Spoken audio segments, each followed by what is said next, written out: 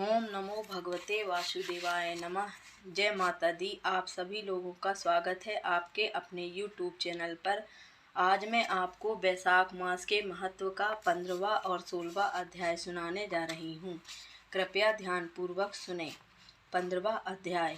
फिर राजा ने हाथी पर ढोल रखकर सारे शहर में यह सूचना कराई कि 8 वर्ष की आयु से लेकर 80 वर्ष की आयु तक का जो मनुष्य मेष की संक्रांति में सूर्योदय से पहले स्नान नहीं करेगा, वह दंडनीय समझा जाकर शहर से निकलवा दिया जाएगा। पुत्र, भार्या, इष्ट मित्र चाहे कोई भी हो, जो वैशाखोक्त धर्म का पालन नहीं करेगा, मैं उसको चोर के समान समझूंगा।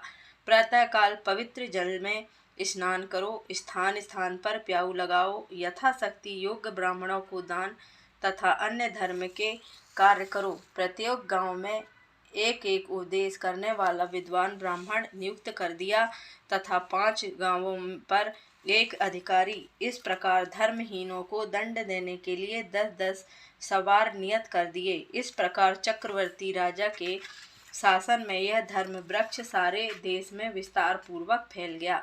इस राज्य में जो पापी मर जाते थे, वे भी वैकुंठ को प्राप्त होते थे। वैशाख मास में एक बार के स्नान से पापों से मुक्त होकर कोई भी प्राणी यमपुरी को नहीं जाता।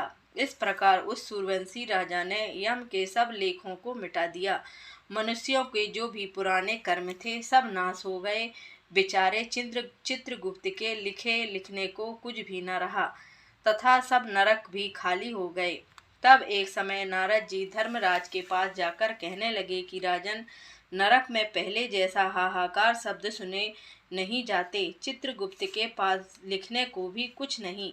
हाथ पर हाथ रखे मुनि बैठे हैं। बड़े बड़े पापी भी अब तुम्हारे लोक में नहीं आते, इसका क्या कारण है?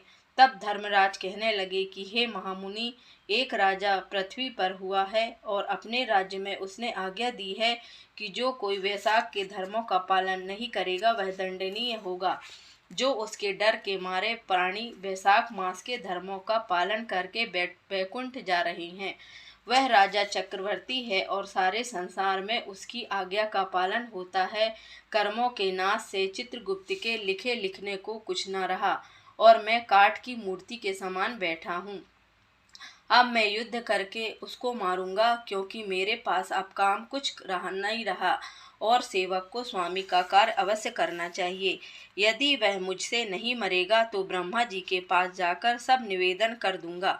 इस प्रकार नारद जी से कहकर यमराज मृत्यु, रोग, जरा आदि सब सेवकों और यमदूतों को साथ लेकर दंड धारण कर भैंसों पर चढ़ पृथ्वी पर आया और सिंहनाद करते हुए उस राजा की नगरी को चारों ओर से घेर लिया। इससे समस्त प्रजा अत्यंत भयभीत हो गई। राजा भी यह सुनकर कि यम ने पुरी को घेर लिया, अपनी सेना को सजाकर नगर के बाहर आया। फिर दोनों में ऐसा घोर युद्ध हुआ कि रोमांच खड़े हो गए। राजा ने थोड़ी देर में मृत्यु काल तथा रोग और यमराज के दूसरे दैत्यों को मारकर भगा दिया। तब भैंसे पर सवार यमराज स्वयं राजा के सन्मुख आया और भीषण गर्जना करके राजा पर बाण चलाने लगा। राजा ने 3 बाणों से उसके धनुष को काट दिया। अब यम ढाल तलवार ले राजा को मारने के लिए चला। तब राजा ने उसकी ढाल तलवार भी काट दी और काले सर्प की फुंकार मारता हुआ क्रोधित होकर एक बाण यम के मस्तक पर मारा। तब यमराज ने क्रोधित हो अपना दंड उठाया और ब्रह्मास्त्र से अभिमंत्रित कर राजा पर छोड़ दिया। उस समय बड़ा हाहाकार मच गया। तब विष्णु भगवान ने अपने भक्त की रक्षा हेतु सुदर्शन चक्र छोड़ा, जो युद्ध स्थल में आ दंड से युद्ध कर ब्रह्मास्त्र को निवारण करता हुआ यमराज को मारने लगा। यह देख वह भक्त राजा भयभीत होकर चक्र की स्तुति करने लगा कि हे विष्णु भगवान के हाथ के आभूषण सहस्त्रधार, तुम्हें नमस्कार है। भगवान तुमको सारे लोक की रक्षा के लिए धारण करते हैं, क्योंकि जो देवताओं के द्रोही हैं तुम उनके काल हो। सो हे जगतपति, इस यम की रक्षा करो। ऐसी स्तुति सुनकर चक्र यम को राजा के पास छोड़कर स्वयं वैकुंठ को चला गया। फिर यम उदासीन होकर ब्रह्मलोक में ब्रह्मा जी के पास गया। उसको इस प्रकार देखकर सब सभासद विस्मित होकर आपस में कहने लगे कि यम का यहाँ पर कैसे आना हुआ, कहीं ब्रह्मा जी के दर्शन को तो नहीं आया। इसको तो कभी क्षण भर को भी अपने काम से अवकाश नहीं मिलता। देवता तो आकुल हैं, ऐसी बात ना कभी पहले देखी न सुनी। यह सब ऐसा कह ही रहे थे कि तभी प्राणियों का स्वामी और सूर्य का पुत्र यम ब्रह्मा जी के चरणों में इस प्रकार गिर गया जैसे जड़ से कटा हुआ वृक्ष निराश्रित होकर पृथ्वी पर गिर जाता है। वह त्राही त्राही पुकारने लगा कि हे देवेश, मेरा अत्यंत अपमान हो गया है।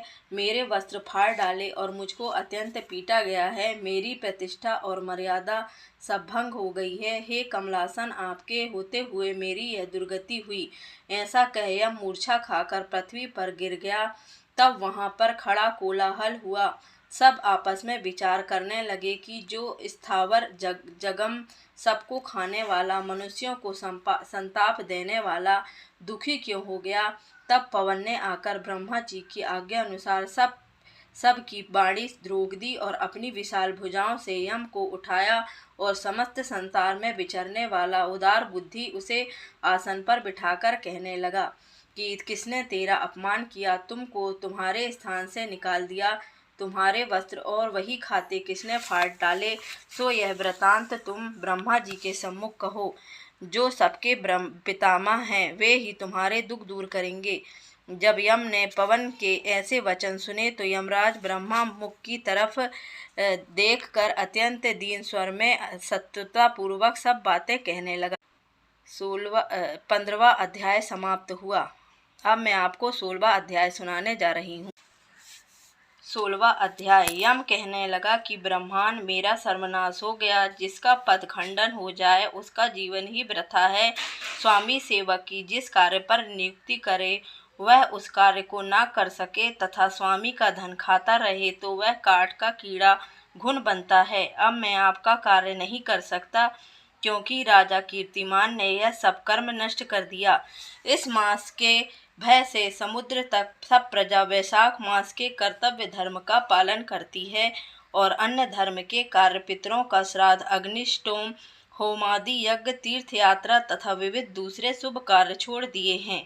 योग, सांख्य, प्राणायाम करना, होम, स्वाध्याय सब छोड़कर अन्य प्रकार के पाप करके भी वैशाख मास में किए धर्मों के प्रभाव से वैकुंठ को चले जाते हैं। जो कोई शुभ कर्म करता है वही इसका शुभ फल भोगता है, परंतु वैशाख धर्म से उनके सिवाय तीनों कुलों की अर्थात 26 पीढ़ी का वैकुंठ वास हो जाता है। जो गति देवताओं को यज्ञादि करने से भी नहीं मिलती, अनेकों तीर्थों की यात्रा, यज्ञ, दान, तप, व्रत, प्रयाग में मरने, रण में मरने या काशी में मरने से नहीं मिलती, वह वैशाख धर्म से सहज ही में मिल जाती है। ऐसा प्रतीत होता है कि वैकुंठ का कोई परिणाम नहीं जो इतने मनुष्यों को भी नहीं भरता। अब मेरा कार्य न रहने से मैं राजा को अपने शत्रु मानता हूँ, क्योंकि राजा की आज्ञा से सभी मनुष्य वैशाख धर्म का पालन करते हैं। अब कथा समाप्त हुई। अगर आपको मेरे द्वारा सुनी गई 15वां और 16वां अध्याय अच्छा लगा हो तो कृपया कर लाइक करें, शेयर करें और सब्सक्राइब करें। सब्सक्राइब करने के बाद ऑल बटन को ज़रूर दबाएं ताकि आपको मेरे द्वारा कही गई कहानियाँ और सुनने को मिल सके। धन्यवाद।